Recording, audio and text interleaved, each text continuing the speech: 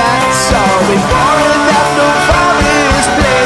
Come join Greg and Richard right here on Dark and Red.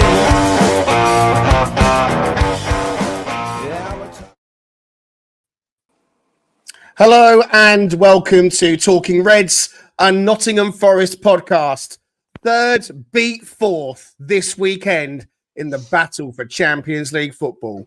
I'm your Talking Reds host, Greg Oram, along with my fellow Forest fanatic from across the Atlantic, Richard Spray. Like in this American boy, American boy. Left-hand side now for Hudson-Odoi, trying to get it onto his right foot. And yes! Oh, tips onto the post! Oh, my word! Brilliant save from Edison.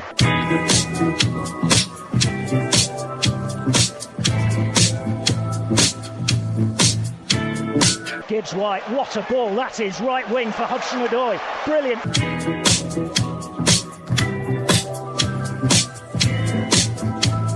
Right hand side. Yes! Post and scores! Yes! Callum Hudson-Odoi puts it into the near post. And Forest lead Manchester City 1-0.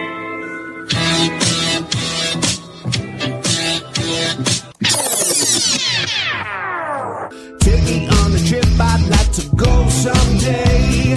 Leverkusen, Copenhagen, and Marseille. I really want to spend Thursdays with you. Super Callum Hudson-Odoi, Hudson-Odoi. The ball came from Morgs, which is an exceptional ball. And then my first touch set me up brilliantly, and I thought to myself, you know what, just get at him 1v1 and then get your shot off. And hey, I'm buzzing with the goal. Super Callum Hudson-Odoi. Richard, the American boy original, but it's all about Callum, isn't it? How you doing, mate? Oh my goodness. I'm still just, I can't come off this high.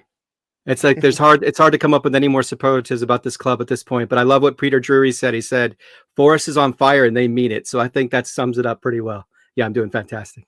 Brilliant. For 23 years, a whole generation or two of Nottingham Forest fans could only listen to the stories from their elders about the glory days of riding high in the top flight and European football under Brian Clough. And they could only use their imagination to conjure up what it might feel like to experience magic at the City ground. Many could be forgiven for feeling apathetic.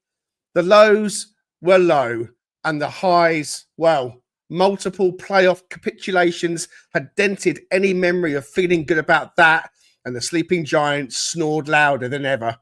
You all know the story of the last 3 years, but the turnaround from a forgotten force to a reborn juggernaut felt complete yesterday as 4 times in a row Premier League champions felt defeat at the hands of our men in the Garibaldi Red at the City ground for the first time since our rise back into the top tier. That alone would be enough to feel excited about, but it follows the win against Liverpool at Anfield and a catalogue of victories against the elite in English football. With recent slip-ups on the road, the sniping had already started as the I told you so's were whispered from many corners of the football world. Write this team off at your peril. They've shown it time and time again, and once more on display yesterday was that, say it with me, bounce back ability. That makes the gap to 6th place 5 points. We're excited to look back on all the talking points, and here with Richard and I, we welcome 2 huge Forest fans and brilliant contributors. It's Paul Morley and Callum Castel.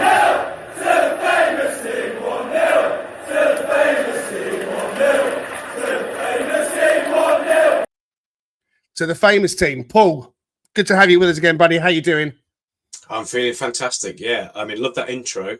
One thing I will say is it just shows how quickly and how rapidly expectations have changed and grown this season, and that song's even out of date now because it ain't Thursdays anymore. It's Tuesdays and Wednesdays, isn't it?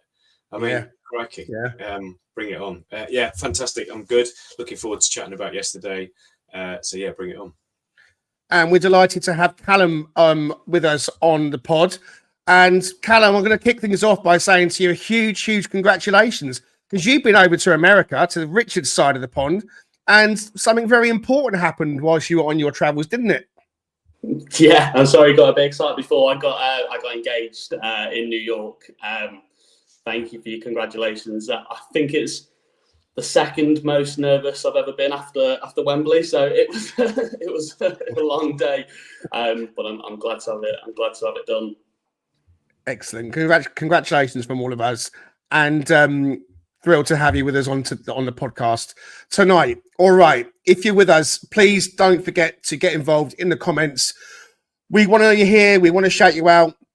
And of course, if you could do us a favour as well. Please do go ahead and hit like and subscribe to be sure not to miss any future episodes from Talking Reds.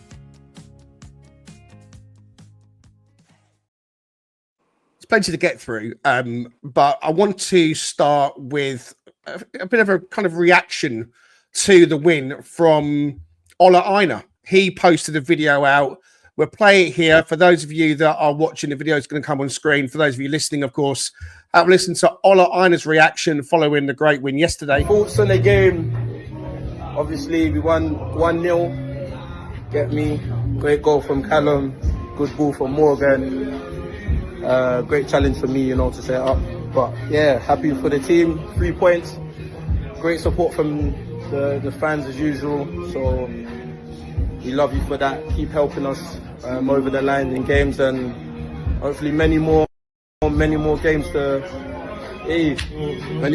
come where we're winning. So yeah, we love you, and this one's for you lot. Peace. Have a good weekend. Cheers. I think we've had all a great weekend, Ola. I mean, he's such a character, and we're going to get into talking about him in more detail.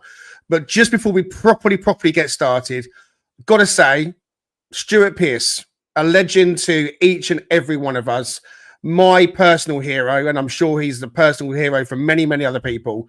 So when the news came through that he'd fallen ill on that flight and had to be taken to hospital in Canada, it was worrying. And actually, to then maybe learn that he suffered a serious health issue. He's now in a good condition. He's in Canada. He's safe. That's the most important thing.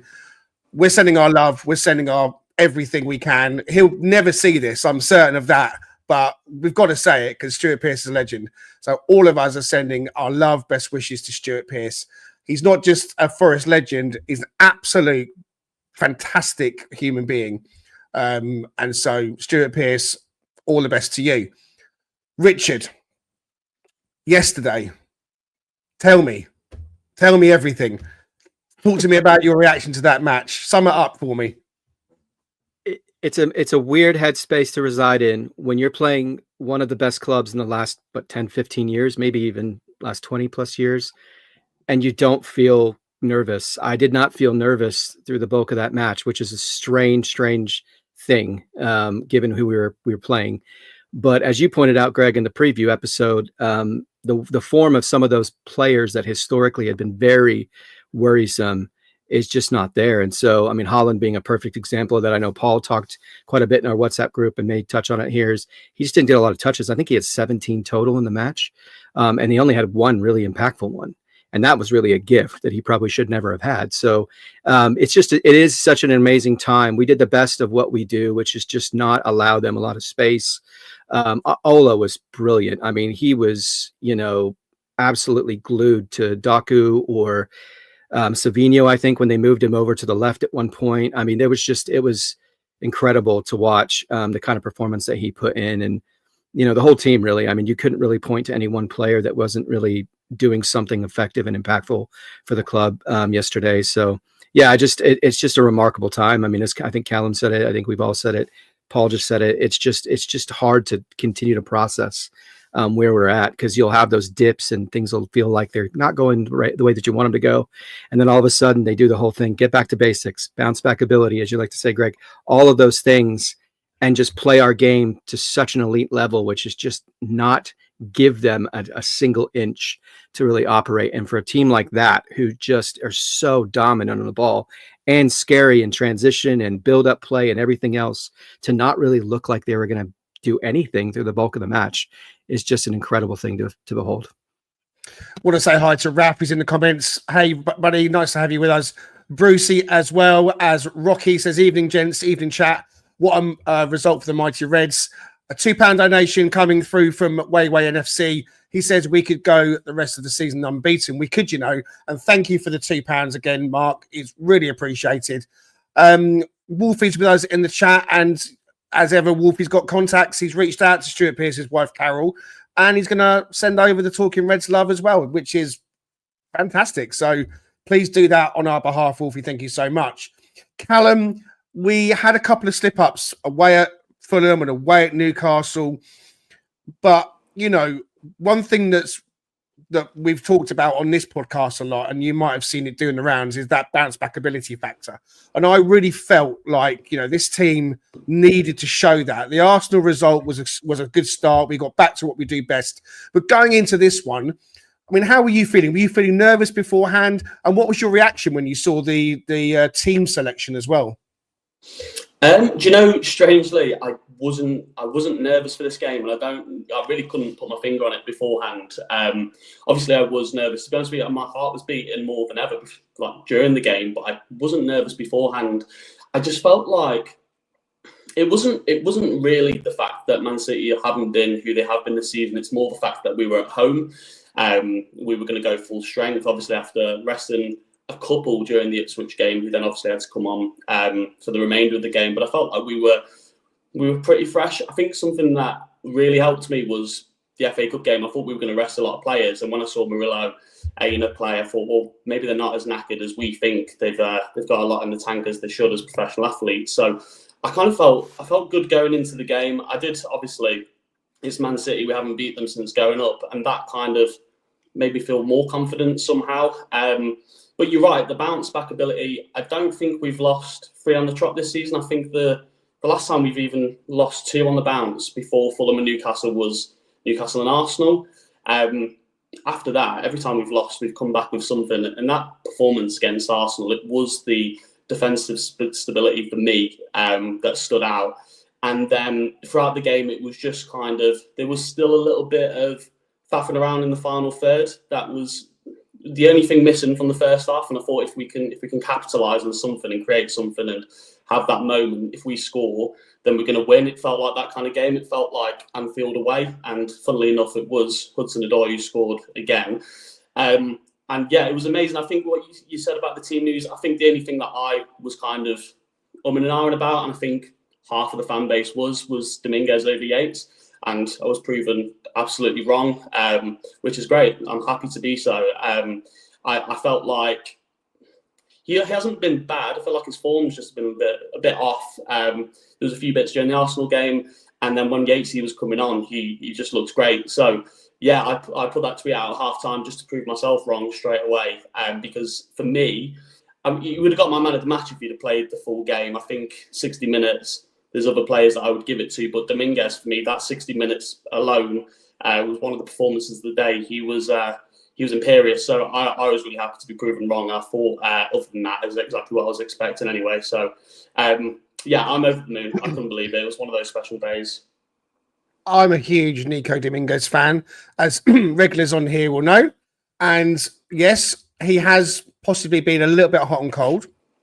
But I was thrilled with what he did yesterday. And your tweet says, for those that can't see it, Nico Dominguez made the most tackles, 4, won the most duels, 5, and passed the ball more accurately, 100%, than any other player on the pitch during the first half. He stood out for me as well. It was pressing in the right areas, wasn't he? And Morgan Gibbs-White was playing much further behind Paul, which meant that Dominguez was allowed to do his good work ahead of him. So, Dominguez showing that king of the press that got that tagline as he's famous for. What did you think about the team? Obviously, sort of going back to hindsight now, I suppose. We were all kind of calling for Yates, I suppose. Were you one of those calling for Yates? Were you pretty happy with the team when it came out? Were you feeling nervous yourself going into this one? So yeah, I was one of those that was keen for Yatesy to play. Having said that, given what happened in midweek, the Ipswich game where Yates played best part of 120 minutes and Dominguez didn't get a kick, it was probably quite obvious what was going to happen and that Dominguez was going to play, given that he didn't get any minutes in midweek. So yeah, perfectly happy with the team selection. I think we said it a few weeks ago. going into, I think possibly the Newcastle game where obviously things didn't go so well. Everybody, when that team was announced, was like, yeah, this is pretty much the best 11 we've got available. And Nuno's kind of, stuck by that. So, fair play to him. And yeah, it worked a treat. Dominguez was brilliant. He was probably his best game in the Forest shirt. I think lots of people have said that. Was I nervous going into the game? I didn't really have time to get nervous because Saturdays is a bit of a challenge for me because I managed my son's football team in the morning, and particularly early kickoff. So I got home about 10-15 minutes before kickoff, so I didn't really have time to get nervous. I'd get home, grab a sandwich, and make sure I was in front of the TV for 12:30. And actually, as soon as the game started, it just felt the way that the sort of we settled into the pattern of play. And I know that we didn't have a huge amount of possession, but it just felt much more comfortable than the Arsenal game. I just felt as the game wore on, I never really felt with the Arsenal game that we were going to nick. We looked likely to nick it, but it just felt as this game wore on more and more. And even in the first half, there were flashes of moments where I thought, actually, we can hurt City here. We just need to stay disciplined, wait for our opportunity, and we can take this game. So yeah, I wasn't nervous as such. Obviously, last 10-15 minutes after we'd scored and in the injury time, clearly everyone's heart rate goes up a bit, and I'm sure we'll come on to it. But that Kovacic chance, I think everyone's hearts was in their mouths at that moment. But yeah, no, brilliant display, fantastic performance, and not necessarily. I didn't expect us to win. I thought we might nick a point, but a win was an absolute bonus. So yeah, delighted with what happened. And just one other thing I'll say before we get on to the match, Stuart Pearce. I know you mentioned it before. I think it was about 1996 or 1997, just towards his end of his time with Forest. He was in a car accident on a country road in Nottinghamshire where he was, as a dustbin lorry flipped over and landed on top of his car, and he basically headed it away. He scooted across and got out of the passenger side. Yeah. So I mean, if he can head away a dustbin lorry, then not a lot's going to break that man. So yeah, delighted he's on the recovery, on the mend, and expect nothing less. I'm sure we'll see him back at the City ground before the end of the season. God willing. Here. So Richard, the game starts. Let's get into that. And one thing that I noticed was that the shape seemed to kind of change slightly. Talked about Gibbs White kind of hanging back a bit more, which I know that one or two have called for previously. Pat Brett says, I've wanted MGW to drop a little deeper to make a three and stop us getting overrun in midfield. It worked perfectly. Certainly did, because Dominguez was pushing out wide right. At times it looked like a 4-4-2 because Elanga wasn't occupying the right flank at all, really. He was playing in a two with Woody, and then going over to try and double up a bit on the left with Callum at times. So, I mean, it was working a treat. Does this to you demonstrate Nuno's tactical superiority? Superiority, is that the right word? I don't know inventiveness. I don't know if we go that far over Nuno. Tactical nous. Does this demonstrate Nuno's tactical nous? Yeah, I would say so. I think we talked about this in one of the previous episodes. We were wondering what was the value of Callum on the right, because as we know, and he proved it in one moment for sure, and proved it in many moments prior, but his ability to, I think, make it difficult for anyone marking him on that left-hand side, their right-hand side, and then his ability to cut in and either find an oncoming runner or himself take the shot. And you saw how close it was in that match. I mean, I think Edison kind of helped it get a little bit further over to the right of the goal and hit the post, but it's still that brilliant Callum, purely,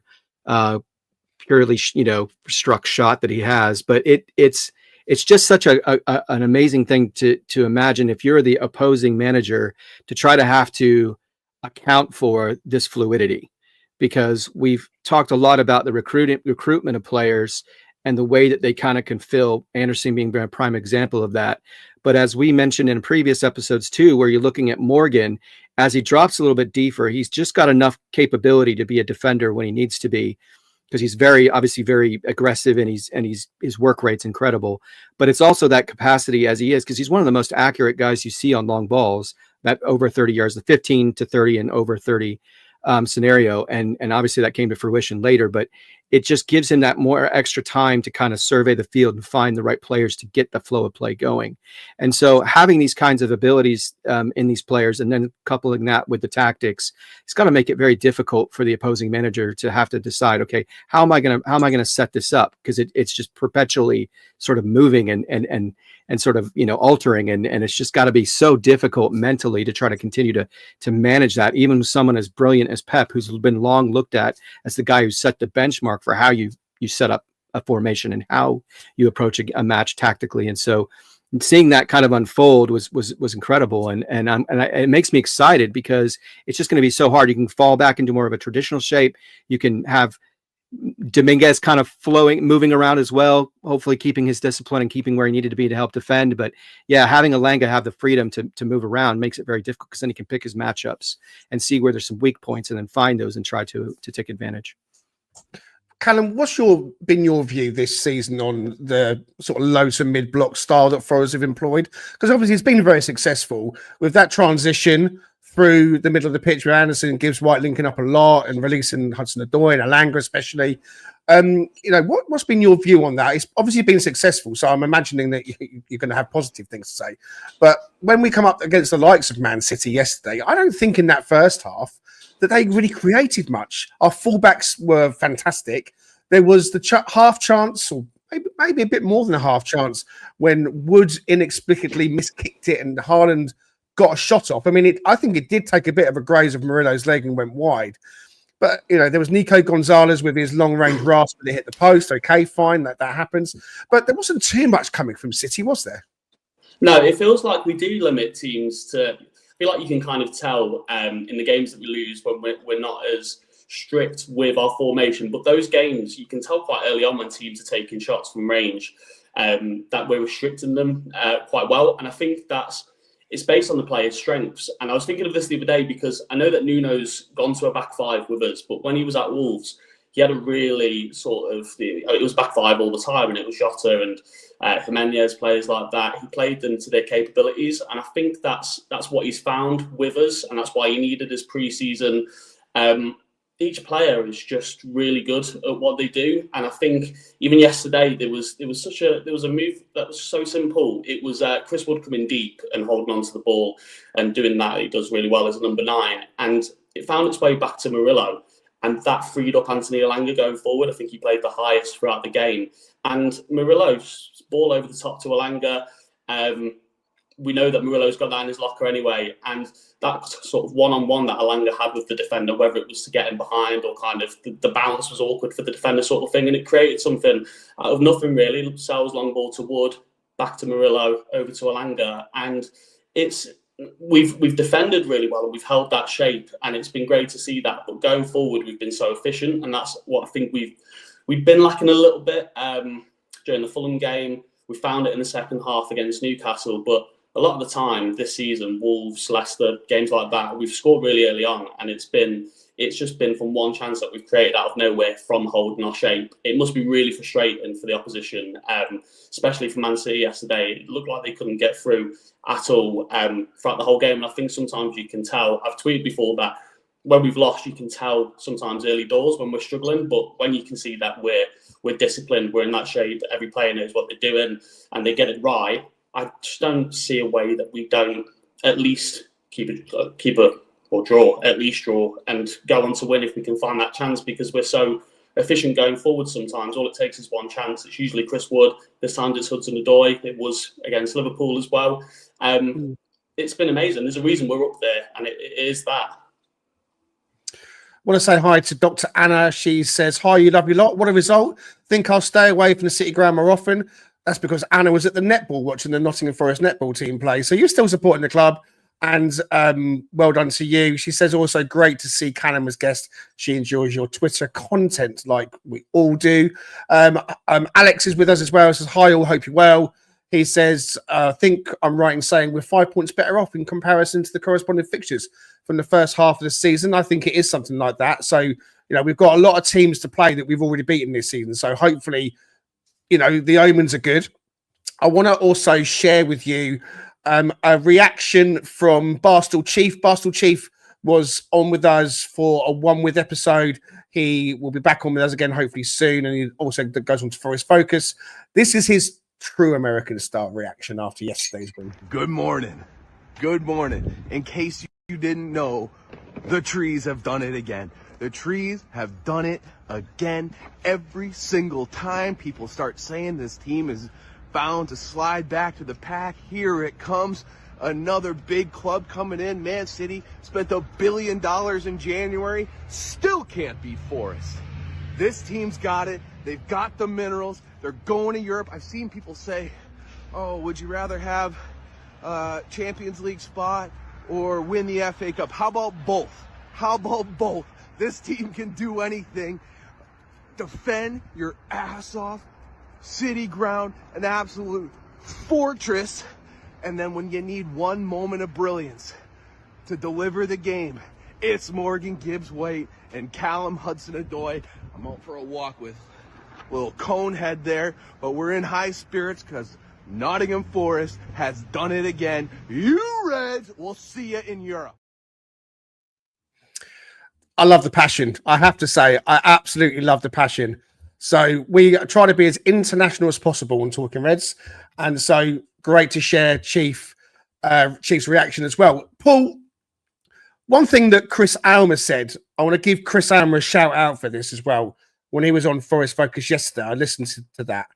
He pointed out that since halftime at Newcastle, we haven't conceded the goal. It was going to pot.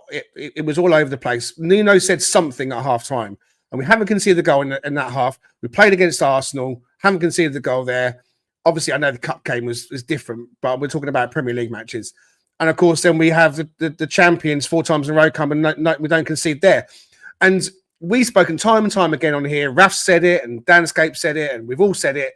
That back to basics thing of everyone knowing their job. Callum just touched it as well, with that defensive solidity that everyone knows their job. And when you and I were at Fulham, we didn't see that, did we? They just looked a little bit all over the shop. We were there at the game together.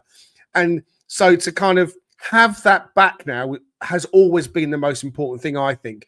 Fulham, and in fact going back again to Exeter in the Cup, came just after we'd been away to Dubai. Now, I thought the Dubai trip was a good thing. It's always good to get away and have a break.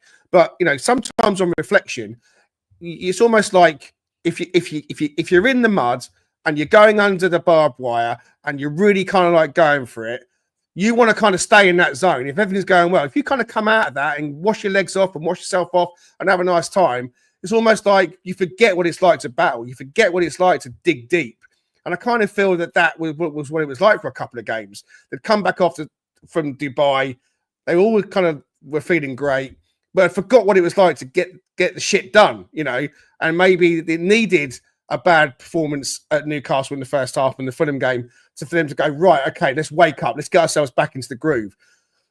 So the 2 players that I thought were key for us yesterday, and I'd like to see what you think, was Ola Aina and Nico Williams. I thought as a fullback pair, they were incredible.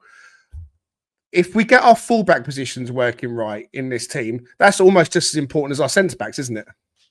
100%, yeah. I thought there's been a lot of, obviously, and quite rightly, a lot of plaudits for Ola Aina and the 2 centre-backs. I think that Nico Williams, for me, was a bit of an unsung hero yesterday, and it's probably been a fair bit of positivity and good comment for him as well. But he was, I think, arguably his best game in the Forest shirt, given the task that he had, particularly when they switched. You know, they obviously weren't getting any joy in the first half. They switched it over in the second, still weren't getting any joy. I thought Nico was fantastic yesterday, and you know, who'd have thought at the beginning of this season that he would have made himself into such a reliable left back? I mean, right back possibly might have been something we'd have thought about. I mean, he got the Player of the Month, didn't he, 3 times in a row last season in a struggling team, but he has really risen to the challenge in the last few months. And I guess that's, you know, partly, I say, is it partly, but having Alex Moreno sort of breathing down his neck, who we know is a quality player. And it just shows, you know, when you've got that sort of squad depth and 2 quality players competing for every position, it drives up the standards. And I think Nico is absolutely, you know, grasped the metal and really, and he was fantastic yesterday. As far as the Dubai trip goes, it's difficult to say with hindsight whether that played any real part in it. But you're absolutely right. The last couple of games, since as Chris Elmer said, obviously the riot act was read at half time. It feels like at Newcastle. And sometimes it takes that moment of adversity in any form of life, whatever you're doing. I mean, we can all probably relate to that. We've had moments in our life where we've at work or whatever, where we've sort of dropped the ball a bit and got rollicking, and it gets you sort of on your toes, and you want to sort of make sure you prove yourself. And I think that's been evident from the whole team since that half time at Newcastle. And long may it continue. And I think it feels like as you said, I think on Twitter and a couple of occasions, we've got back to basics. We've got back to doing what we do best, and we just need to maintain that focus for the rest of the season. I think, again, to credit Chris Elmore, it might have been Chief that said it yesterday on Forest Focus, the fact that we had a tough game against Ipswich in the Cup last week is a good thing, because it means we go into next Saturday not without any ounce of complacency, because we know we're going to get a tough game. So that's kind of served as well, and we just need to be like that for the rest of the season. Not give an inch, not drop our standards, and this is there for the taking. I think for me, 4 wins and the odd draw gets us to where we want to be. And if we stay focused and show anything like the determination and commitment we showed yesterday, and the togetherness and the spirit and all the rest of it, organisation, we've got more than enough to get where we want to be. The players were pretty buoyant after the game, as you can expect. Callum on social media, he says, "We are not here to joke. Goal, man of the match, 3 points. Enjoy your weekend." Thanks to you, Callum. We all definitely did that. And Nico Williams on the fullback said, "In the fullback union, 3 points, clean sheet. Can't ask for a better Saturday." And there's a lovely picture of Nico and Ola Aina together. You are watching / listening to Talking Reds. Going to take a quick break. The Cheese Trader, based on Grape Lane in York, is a cheese lover's paradise. Home to some wonderful specialty cheeses, relishes and chutneys, and also with a fantastic street food menu. Try their loaded fries or posh cheese on toast. It'll be the best you've ever had. Owned by Forest fan Stu Freestone, the Cheese Trader proudly sponsors Talking Reds. Quote Talking Reds every time to get 10% off your order. The Cheese Trader and Talking Reds, the perfect cheesy mix. You know what to do, everybody, when it comes to ordering from the Cheese Trader. All the stuff and the links are in the bio. Richard, into the second half then. So we go in 0-0 at half time. I mean, I'm feeling pretty happy. I think everyone is probably happy. We're playing Man City. We know about their so-called drop-off. It's not so-called. It is, they're not the team they have been. We're here to talk about Forest. So we'll focus on that, because I thought that we came out in the second half and showed a bit more like, okay, we're going to go for this. And that's what I love about this team as well. It was so easy to stay in that block, bring Morato on and go, you know what, let's just see a point out. But it's not the way that things are done by Nuno at Forest, is it? It's about getting to a certain point, building blocks almost. This is the style, this is the method. So Callum Hudson-Odoi nearly pulls off a trademark coming in from the left with a fabulous save from Edison. So, we talked about him playing on the left, we talked about him switching to the right, but over to you now, Master Spray, because we're on this sort of 83rd minute now. We got it in your intro today. Gibbs, Ola Aina wins the ball back. You take it from there, mate. What happened? I love it, and this is probably very typical from when a great goal is scored, but when you see that kind of link-up play and everything sort of has this sort of synergy and sort of, I hate to use the word poetry because it sounds very Peter Drury, but like it's everything that those guys do well, all displayed in one very short span of time. Ola Aina's one-on-one, his acceleration and his ability to close when he needs to is honestly probably one of the most elite things in the league. And he's pushing 30 now. I mean, he's getting closer to that side of his career, right? Which is that sort of late end of his prime. But it's still so evident. He wins the ball back. He gets it up. And I didn't notice this in real time, But when I went back and watched it again, he just like bent over and was exhausted. I mean, he's constant, you know, and I could see why there's certain intervals where he gets a little bit, I wouldn't say lazy, but casual, because he's just constant movement. And, you know, it's incredible to watch. But you get that, he gets it to Gibbs White, who immediately turns around and absolutely rifles it. What? I don't even know what that was, 50, 60 yards, maybe more, to Callum right at his feet, who does what he does brilliantly, right? Which is set the opposing defender up, and just has that just split second moment where he moves to his right. And there's no doubt in my mind.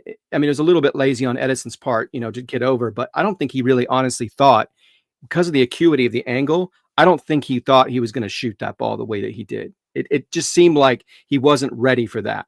Said it before. It's about his style of the way he hits the ball. The Oh way my gosh, Callum hits the ball, it's unique. He's got such little backlift of his foot, and he gets so much power on it that it's deceptive, isn't it? And it's precision too. I mean, the precision of it is remarkable.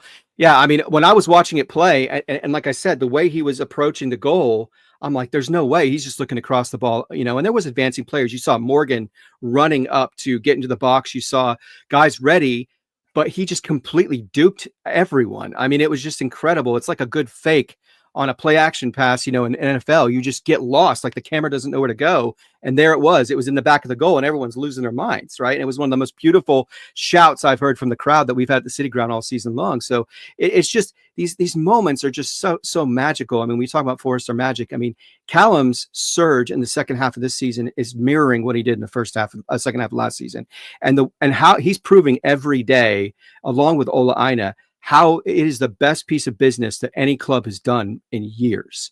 Two guys like that, the kind of quality that he has, and he's 24. He's 24.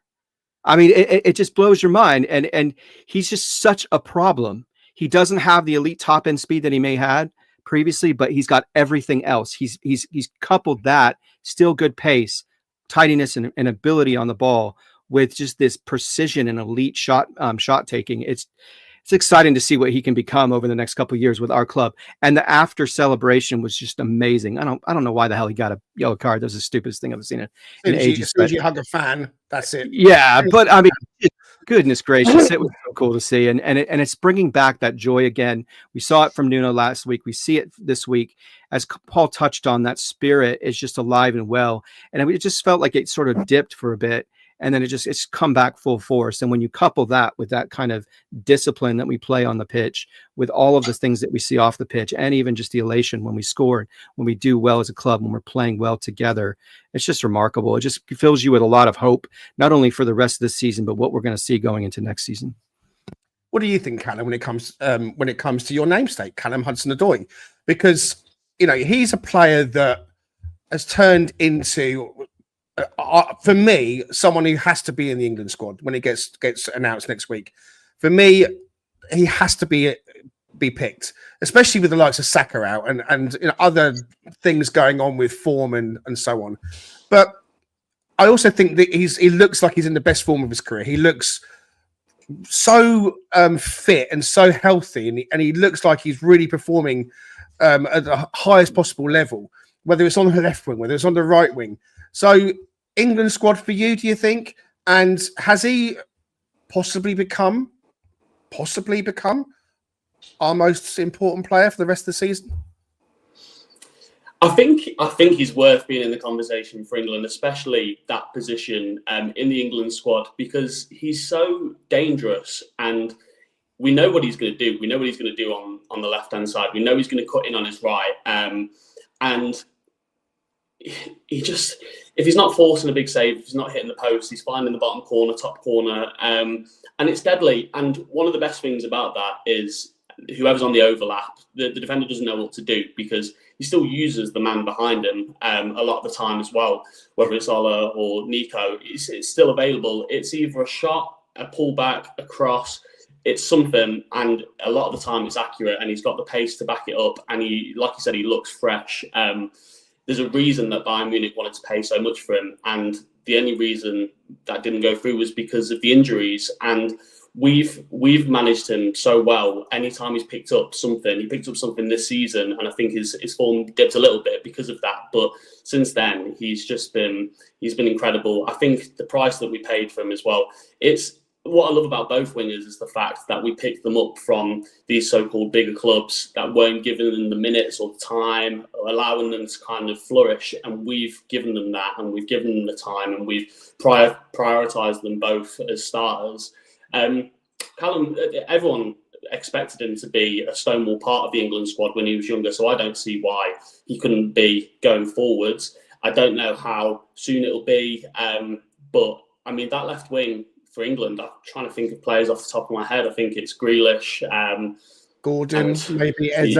If he can play. Thing is, he can play either flank. And on your point, Callum, about both Hudson-Odoi and Elanga, recently there was lots of talk about Elanga and Man United fans saying, we'd love to have a winger like Elanga. Kind of the irony is he was their player. They had Anthony at the time and Rashford not performing. And I saw a tweet yesterday go out about, and it added up all the wingers that they've bought at Chelsea, Mudryk and so on, Madueke for millions upon millions and millions of pounds. And yet they sold Hudson-Odoi for $3 million. It just goes to show, doesn't it, that it's sliding doors, and we're reaping the benefits of it, of course, obviously. And Oleraine is another one who didn't quite make it at Chelsea as a young player, and we picked him up as well. So just sticking with you, Callum, then on the team spirit as well. I mean, so much has been talked about that, but I don't know if you saw the Oleraine Callum Hudson-Odoi interview after the match yesterday, but they both came to sort of speak. They're kind of arms around his shoulders. At one point, Callum didn't have a microphone, and Ola's holding the microphone for him. And they're like a comedy duo. I mean, it's infectious, but also it's not just those two. I mean, it looks to me like all the players are working their asses off for each other, off the ball. And I don't think that that's possible unless you've got a tight-knit group. I don't think they're going to do that for each other unless they love each other, respect each other. They want to play for each other, right? Yeah, and I think it's one of my favourite things, seeing all of them together and the dressing room vibes. I think it's amazing. It's all you ever really want as well as a fan. The camaraderie. They're like best friends. I think Oleraine and Hudson-Odoi, they just look like best friends. And Elanga, one thing I liked previous seasons a little bit when we were getting ripped signing so many players, we signed players sort of as duos sometimes. I think we signed we'd signed 2 players per club sort of thing. We had like Henderson. I don't know if we had Henderson. We did that in the promotion season. Cooper seemed to do that, didn't he? I think in the promotion season. And then we were back up again. Yeah, and I think that buddy system sort of thing has kind of played through. Everyone seems like they just get along so well. Actually, it's amazing. And like you said, I think that the reason they work so hard for each other is that. And I love it. The videos, even Nuno as well, dancing with Willy Bolly. And just that as well. Willy Bolly, he's just accepted the fact that he is now that backup. He's even kind of backup to the backup. When he was one of our most important players, arguably, last season before. He's dancing around with Nuno in the dressing room. Nuno's giving piggybacks to Oleraine after the game. It's amazing. I personally don't think you can succeed without that. It's a key ingredient to success. And who knows? I mean, most of this team is built up of players that we were in a relegation battle with. We added a few players. We've brought Nuno in. There's been that sort of lift in the dressing room as well. All of those ingredients put together, you don't go from fighting relegation to third place in the league for nothing. Everything's kind of come together. I said before about Nuno's tactics as well. All of it has just come together, and it's I get emotional whenever I see any of the videos. I'm laughing because they're all funny, but it's amazing. It's all you ever want as a fan, and especially with my age and the kind of the squads that I've seen coming up. I've never really seen anything like that until the season we got promoted. The dressing room scenes after at Wembley were amazing, and it's just carried through even with the players that have come in and out in that time. It's one of the best things. We could be 15th right now, and if I saw the dressing room like that, I'd still be ecstatic, because it's one of the best things to see in football. You just want everyone to be happy, the manager, the players, and that's the main thing. But yeah, I think it's a key ingredient to why we're up there. one thing that I loved, Nuno didn't push it when he first came in. He took his time, got to know the fans. We got to know him in good time. And it's built and built and built, and it built naturally. And actually, it didn't build, artificially. The performances on the pitch this season have obviously helped it along. But now we've started to see his character coming out. And I've always said, and the likes of Henry Winters always said, he's such a lovely man. And you saw that when he was with the Warriors. But he's got this calm persona. He's got a fantastic smile. The piggyback moment with Ola Aina was fabulous. I was like, whoa. I think I said it on the last pod or the pod after. That kind of gave away to me that he really took the cup seriously. And I like that. Because like Chief says in his reaction, and I've been saying it, we can do both. I'm certain we can do both now.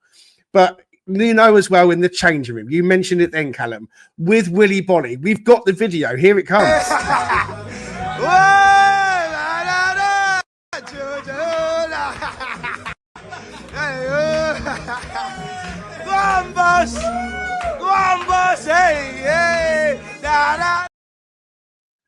I mean, I absolutely love that. And it reminds me of Jerry Maguire. The bit at the end when Jerry's got the relationship with it's Rod, isn't it? Is one client.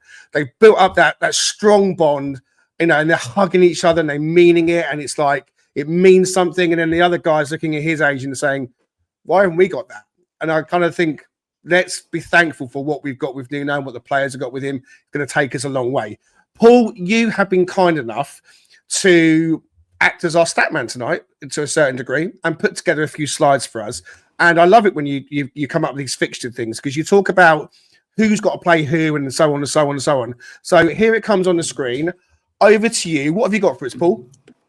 Yeah, I don't know if everyone can see that, but it's a rundown of everyone in this European race and who they've got to play, and whether it's I've split it up into 4 different categories. So you've either got to play the top 2, and I think I did this a couple of weeks ago when the top 2 were fighting each other out. And Arsenal feels like a funny old game now against Arsenal because they kind of feel like they're a bit in limbo. They've got a huge amount to play for. They're probably nailed on to finishing the top 3 or 4, but they can't really catch Liverpool. So yeah, it's interesting how you view Arsenal fixtures. But yeah, you've got the top 2, you've got the contenders, if you like. So from sort of 3rd to 10th, from us down to Fulham.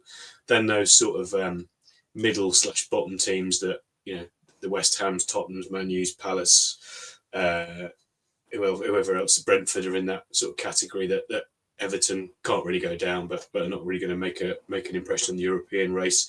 And then the bottom 4, which again almost feels a bit like bottom 3 now. Wolves seem to have pulled away, but just shows you who's got to play. I think the one thing we'll pick out from this is next week. So game week 29, which is the sort of second line down. There's a huge opportunity for us, irrespective of Ipswich. So just kind of park the fact that we're playing Ipswich for a minute, but whoever we're playing, Chelsea got to go to Arsenal next week, and Brighton have got to go to City. So the teams immediately and around us are all playing each other next week, where we've got one of the bottom 2. That is such a huge opportunity to make the most of the gap that we've got going into the international break, and hopefully make it an even bigger one. And even if we don't, even if we don't win next week, we know that the other 3 or 4 are all going to drop points because they're playing each other. So it's such a big lift going into the international break, and obviously a win would be a massive thing.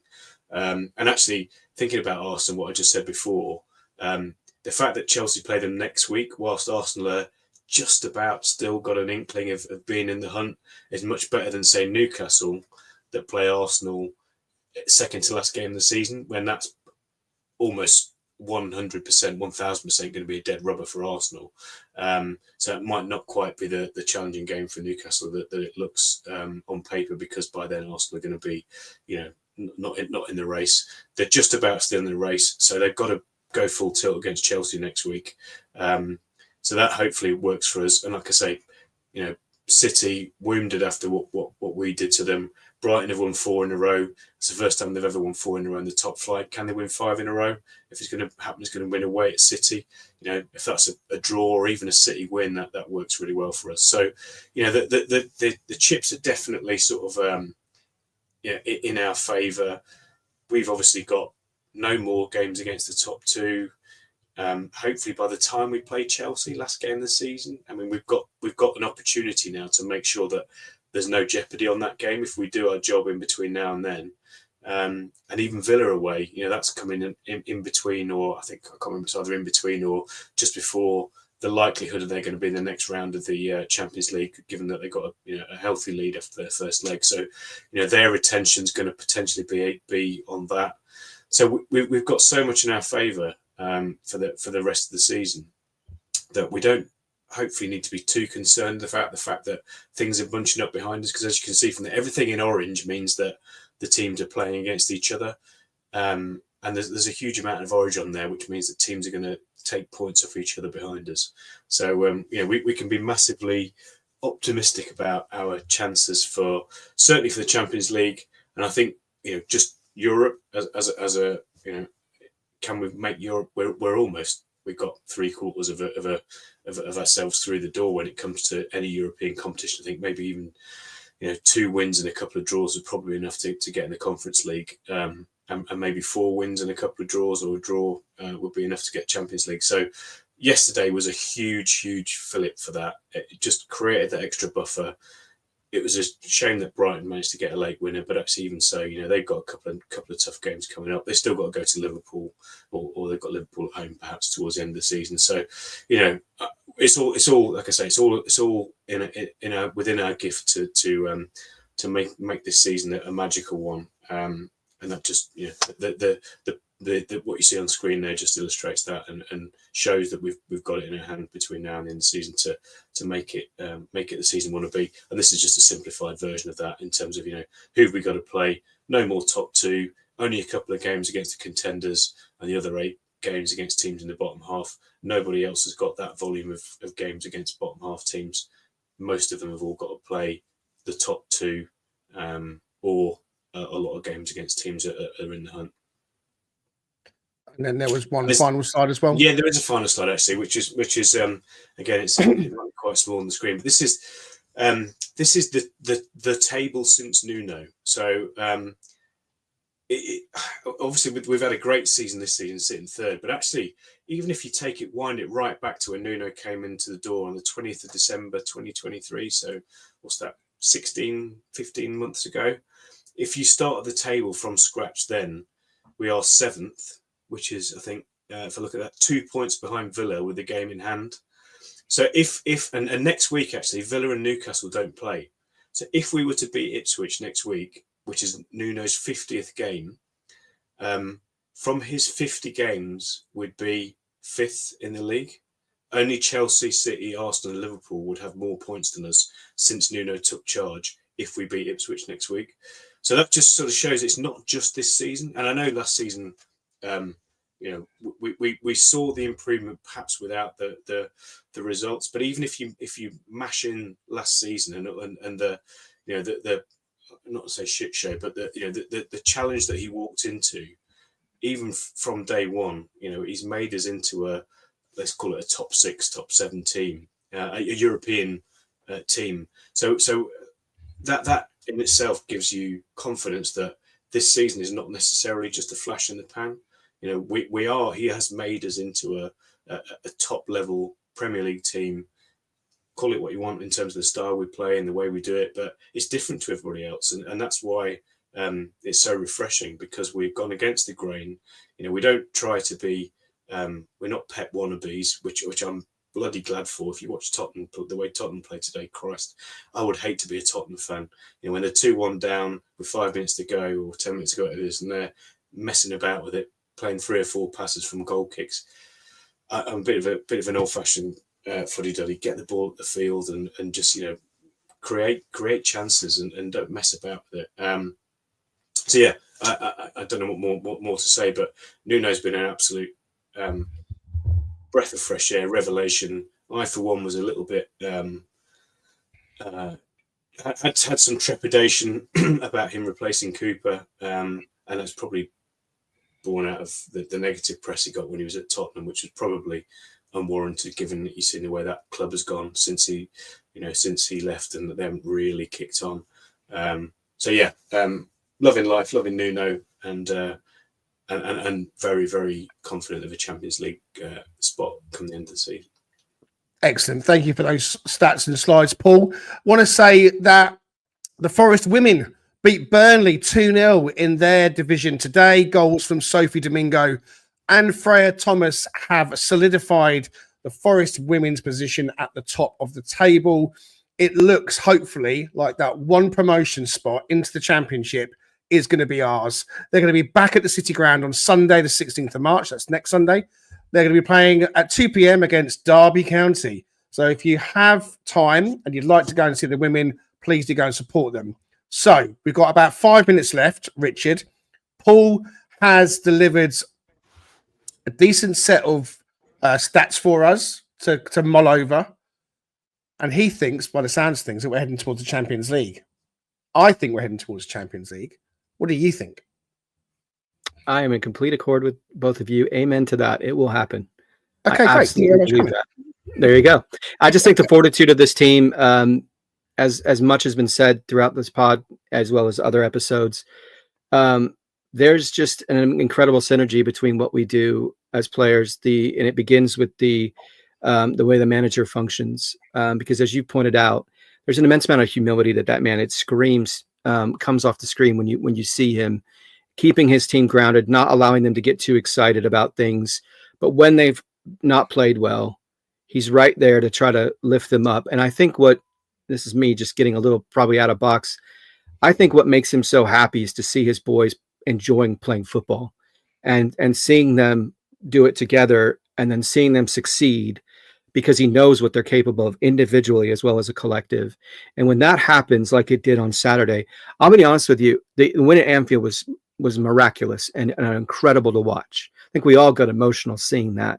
But seeing what they did again Saturday, I jokingly said, if I lost my job tomorrow, I could lose my job and still be a happy man, because I've just seen Forest beat Liverpool at Anfield and then them beat Man City at the City Ground. And it's such an incredible, and it's just a beautiful sort of couple of moments that illustrate what this season has meant for all of us. Like Callum talked about, there were some moments where you guys have been through it as well. We've been in the doldrums, and to see where it is now is just remarkable. I know we keep saying that, and I apologize for being redundant, but it's just hard. It's when you really stop to focus on that, it absolutely is too much to process. And I just cannot wait to see what we look like in Europe and what we're going to do coming in the next few months, because I think there's a lot of remarkable things I think are going to happen between now and even next season. But you can all take joy in what we've witnessed, even if it all goes to hell, at some point in the next few years. Hopefully it won't, fingers crossed, knock wood, and so forth. But I think if you did, you could look back at this period and be just so overjoyed at what we're witnessing and what we're a part of as a fan base. A few more people in the comments. Scott was with us. I'm not sure if he's stuck around over in Australia. He's feeling good after the win at the weekend. And Scott, hopefully your meet up with the guys went really well. The guys over in Australia were getting together. Glenn Hancock, he says he thinks maybe 15 points out of the last 30 will do it for us. Let's hope so. M6 Governor says Forest weren't that good on Saturday. Quite lucky overall. Well, they were better than Man City. So let's move on. Callum, I want to ask you about how you're feeling about Champions League. You were on with us for the one with. It's about 7 months ago. I just looked it up to try and recollect. So I think it was just before the season started. And I think in that episode, we talked to you about your version of Forest, if you like, or your thoughts on Forest as being the age you are. And you touched on it as well tonight. And I touched on it in the opening about a generation or two that have missed out on what we experienced under Clough and all those kind of heady days. So have you got your head around it yet? That we're going to be playing Champions League football next season? I mean, and what does it actually mean to you? I mean, it's pretty fucking bonkers, isn't it? No, I don't think. I mean, it's been like everything all in one go, isn't it? Promotion, staying up, points deduction, still staying up. There's not been a moment to breathe or get used to anything, really. I think I was watching the game yesterday and I saw Pep at the City Ground, and I was like, oh yeah, I remember when the idea of seeing Pep at the City Ground was like a dream, and now we're beating Pep's Man City. I remember wanting to see Cristiano Ronaldo at the City Ground when he was at Man United for a short time. Just De Bruyne being there, all those kinds of things, and I've not got my head around that completely yet. So the idea of Real Madrid, Bayern Munich, Juventus, PSG, I don't think even, I can't imagine. One of my best friends is a Villa fan, and I remember seeing the graphic when they got into the Champions League and just thinking, wow, imagine seeing that for our club, because I imagine seeing the Premier League graphic when come out of Wembley for promotion, and just like all those little weird things that you look forward to, like match of the day and all that kind of stuff. Not weird, but like amazing things that you look forward to. And I can't imagine Champions League football at the moment. And I know the question that you're saying about the Villa fan did ask me the other day, would you go for Champions League or the FA Cup? Because they kind of think the FA Cup is the main thing for them, because it still gets them into Europe. Anything they finish further up in is a bonus. But for me, hearing that music at the City Ground would top anything. So anything else is a bonus, but Champions League football, you don't know how often it's going to come round. We've seen Villa, they might not get back into the Champions League, but they've got it now, and they've heard that music. Exactly, grab it while you can. I'm guessing you're going to ask me if I think we're going to make it, and the first time today, the first time I thought about this in a while, watching Arsenal against Man United, wasn't just, are we going to make Champions League? It was, are we going to finish second in the Premier League? Because those graphics that Paul showed were amazing, especially the last one where we could be fifth since Nuno took over. That's unbelievable with the teams around us. I'm thinking about Arsenal and the fact that a lot of teams are playing them, which is great, but they're playing those teams. And if they can't beat Chelsea, and if they can't beat Newcastle, and if they can't beat the teams around us, exactly, there's all sorts going on. And our fixtures are nice. And I know fixtures are never nice in the Premier League, but we've just come out of some really horrendous ones, especially for us, because we always struggle against Fulham, Bournemouth, teams like that. Looking at our fixtures and then looking at everyone else coming up against each other, I do 100% now think we'll get Champions League football, which is crazy. And I'm for the first time looking above us for the first time in a while. There's not much above us, but I'm looking above us, and I'm struggling to see why we can't push for second place as well. So it's all crazy, but that's how I'm feeling at the moment, especially after yesterday. Callum, just to finish off with you before we go, give us your man of the match.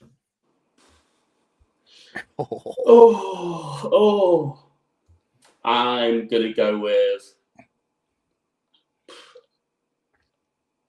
I'm going to stick with Dominguez. I thought what he did for 60 minutes was impeccable. I think Olarena, Gibbs White, other players floating around in my mind there, but I'm going to stick with Nico Dominguez. Thank you. Paul, we're really out of time, but give us some very brief final thoughts and your man of the match. Man of the match, one of the Nicos, I can't pick, but I thought both of them had a brilliant game.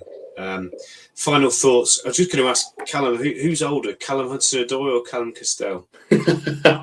It is Callum Castel slightly. He's so young, man. I can't believe how young he still is. But yeah, I'm old. Because I guess this must be for you. It's a bit like, you know, that have you seen that face app thing where you can take a picture of yourself and make yourself look a bit older?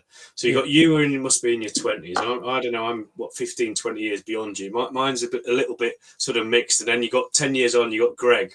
So this is like the future for you. Look at. I don't know whether that's a good or bad thing you must be feeling, but this is like looking at your future, and with that beautiful dark brown beard that you have that I used to have many years ago, and I'm sure I used to have, yeah. And you got this to look forward to. So final thoughts are just great to have the chat, and what a fantastic position we're in, and lovely to meet you, Callum, and like I said, next weekend's a huge opportunity. The rest of the season is going to be brilliant. Let's just enjoy it, and I can't wait for it to see what happens and see where we end up, because just a magical time for our football club, and one that makes you wake up every day with a smile on your face. So let's just enjoy it while we can. Thank you very much for both of you for being with us. It's been an absolute joy. Richard, give us your man of the match and your closing thoughts, buddy. Man of the match, I'm going with Nico Williams. I'm just going to stick with you're talking about solidarity. That's the Welshman, got to stick with my DNA that tells me I'm 54% Welsh. So I'm going to go with Nico Williams. He's just a brilliant footballer, and I'm so excited to see his progression. And I think he's continuing to enhance his value every season. that we see him play, and he does it, as Paul said, in such a quiet way, which I think is remarkable, which is very Nuno-esque, right? Just this brilliant man with such a quiet demeanor. So yeah, he's my man of the match. I want to bring up James Carey. If you guys, hopefully Callum, in the future, this will happen for you being a dad. When you're a parent and you see your kids going through things that you can't control, especially when it's a medical thing, it is one of the most frightening things you're ever going to experience in your life. And that's real courage when you see a 7 and now 8-year-old kid who is going through hell, basically, physically, and yet has this smile, has this energy, has this incredible demeanor about him. And so it didn't get brought up, I think, in the match yesterday, but watching him walk out as he spent an entire year trying to get back to a point where he could walk. I mean, you're talking think about the that. mascot with Morgan, James Carey, who has he has a medulloblastoma. And so he spent that time, you saw that video with him and Morgan where he walked around with him to get him prepped. And he came out, and it's just such an awesome thing to see.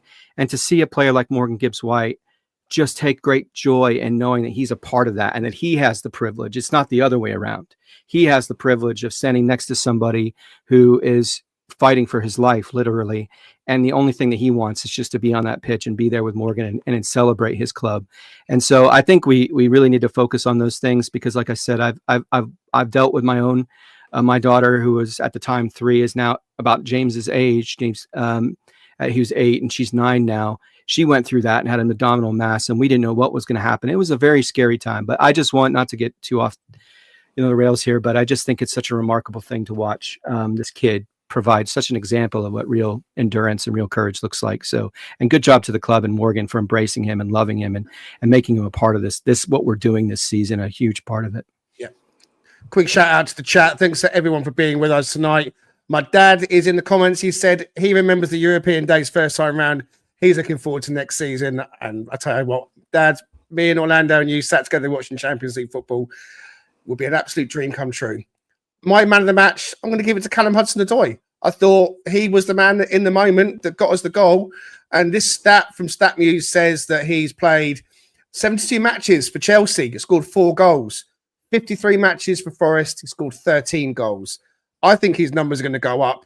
I think that this is a young man heading for the England squad. There was talk he might go to represent Ghana. I'm glad he hasn't, because England will benefit from having him getting called up into Thomas Tuchel's first squad. That's it from the Talking Reds. We have had a fantastic weekend, but it's not the first one this season. A win away at Anfield, home wins against Villa, against Spurs, away win at Old Trafford, and then Manchester City come to town and we take another 3 points off them. I always thought we could do it, and I hope anybody's not stupid enough to write us off.